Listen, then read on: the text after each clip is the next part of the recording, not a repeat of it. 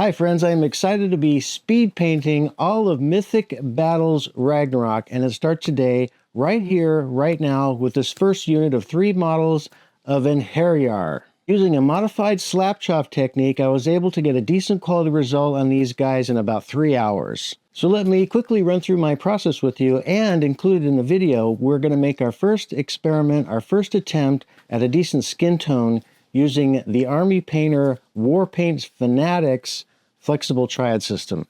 Enjoy! We're starting with a white prime or a strong zenithal undercoat. Now, if you don't know what a zenithal is, check the link above. I did a video where I paint a green dragon, and I totally explain what a zenithal undercoat is with diagram.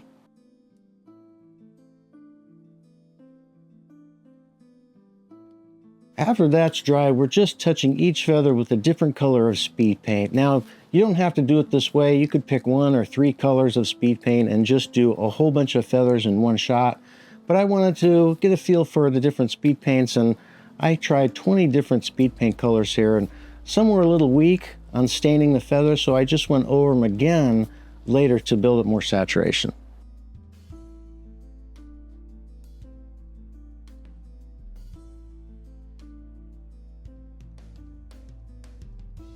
And thanks again for joining me on this epic journey to become a better painter. As we go through this epic pantheon of awesome Norse mythology miniatures, you can see our skills are going to grow, and I really love going to classes and sharing what I've learned. It's one of the themes of this channel. Right, so back to painting here. So what we've got is basically a paint by number situation. We're hitting pants and leather bits all the same color to save time. Now this is where speed paints really shine. If you did a good zenithal, the speed paints are going to give you a good base coat, most of your shading, and some highlighting. Not quite enough shading. We're going to boost the shading with an oil wash to really deepen those shadows. And then when that's dry, we're to come over and touch the highlights and really add some pop. So with models like this, you're free to choose which color goes where. Just pick your favorite brownish color of speed paint to do your leathers and just go crazy with the feathers. I mean, that was the idea of this sculpture, to give us a whole bunch of feathers to go crazy with, or not.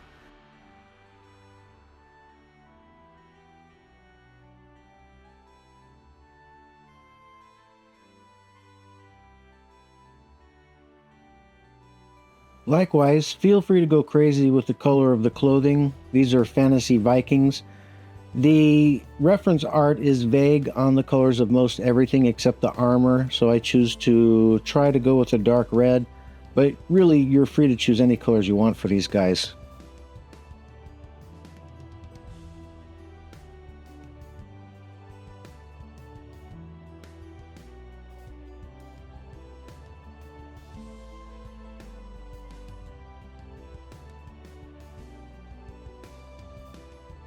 So I hope you're enjoying this easy paint by numbers approach so far.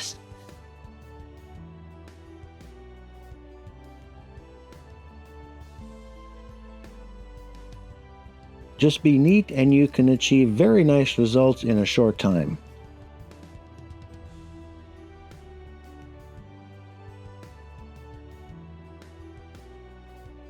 The best speed paints stain the undercoat without obliterating all the information of the undercoat.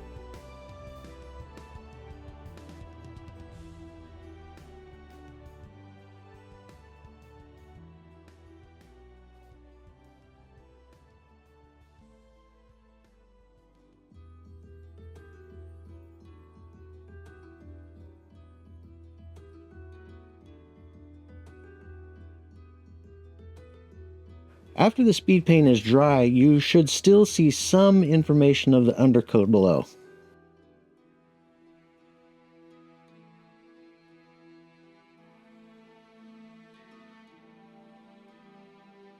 If the speed paint is so intense you can't see anything underneath, then you have to consider thinning it with speed paint medium.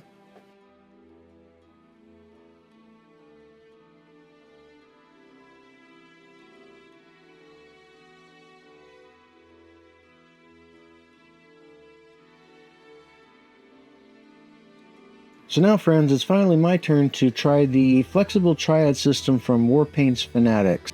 It turns out these models have little hands, and we're going to use those as practice points. Let's see if we can get a nice skin tone using a more traditional method of painting here. And let's see if the flexible Triad system is going to be a decent crutch for us intermediate and beginner painters.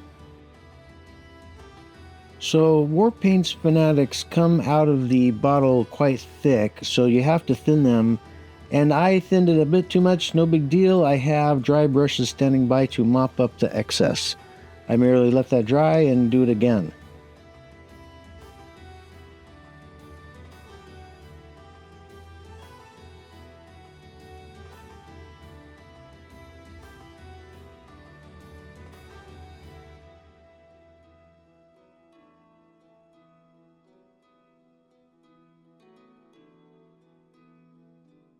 Once I got the right consistency, base coating was easy. We have 6 hands we have to paint.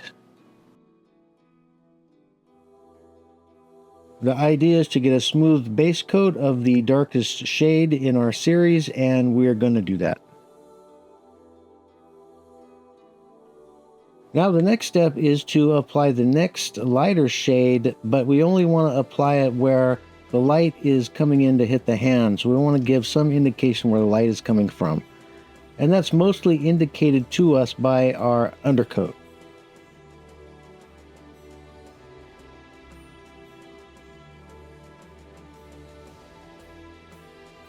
Using the lightest shade in the series proved to be a fairly harsh transition, so I smoothed it out by thinning with a little bit of acrylic medium.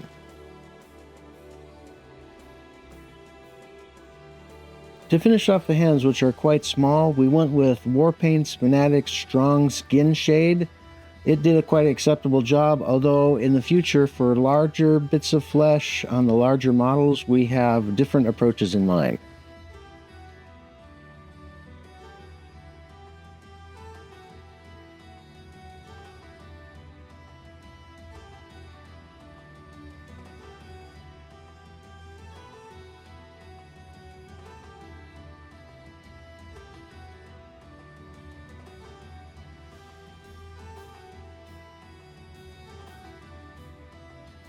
For the armor, you could go several different directions. I chose to make my own Triad using death metal as a base coat, which is very dark, followed by a mid-tone of necro gold, which I like, and as a finishing touch, which I'll do later after the oil wash, I blended necro gold and Winsor Newton ink for a bright highlight.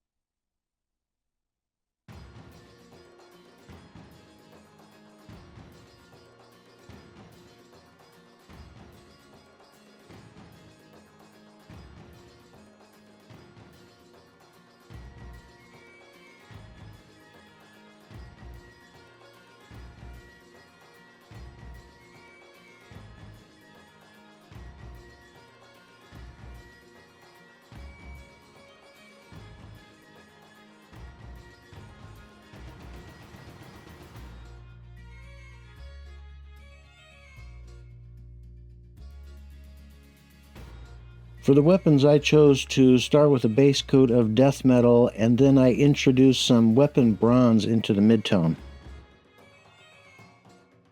Later, I finished with bright silver ink.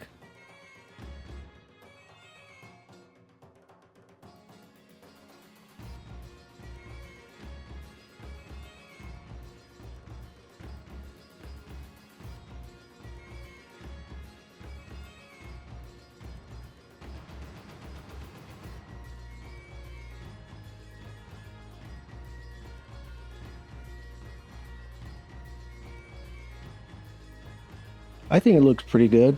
It comes across as an ancient weapon, sure, why not? And it's fast. So I googled Viking spear, and it turns out they like ash wood for their spear shafts. So a pale beige type of wood with some sort of interesting overtone, like a wash, I figure would do fine here.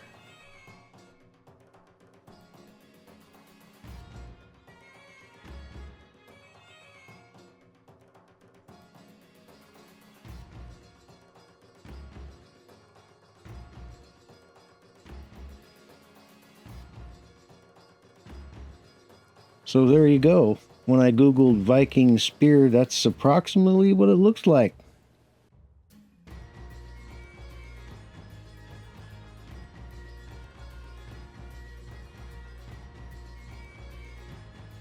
If you want to add more saturation, just hit it again. Just before I do my oil wash, I like to dry brush my metallic highlights. Hopefully that will guide me and tell me where to not put the oil wash.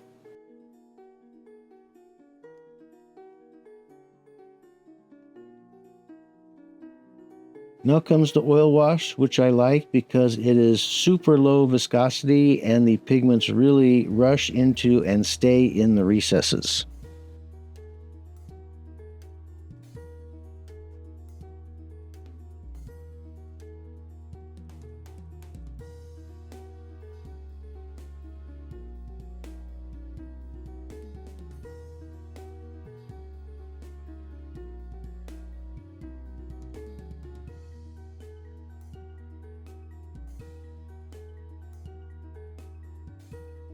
So if you're curious about oil washes, just do a search. There's plenty of great tutorials specifically about oil washes.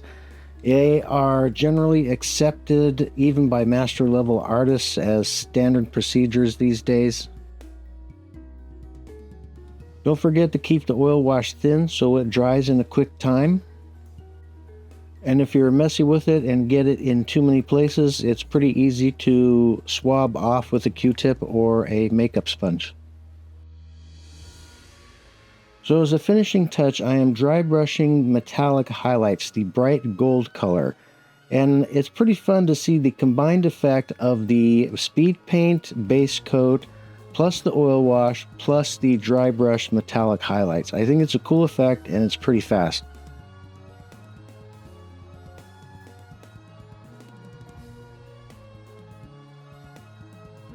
For a troop unit, this is looking pretty good. There's a lot of color variation going on in there. Now let's talk basing. Since I'm doing all of Mythic Battles Ragnarok, I figured I would need a lot of Arctic basing. So I got this really fun kit from Green Stuff World. It's a box of fun stuff. You get 12 products all geared towards Arctic basing. And the one I'm really going to have fun with is Liquid Frost. By some magic of chemistry, it grows salt crystals on your bases. The salt crystals are not fragile. They seem to be imbued with a tough polymer acrylic, so they're actually a little work to get off. Don't be messy like I was here.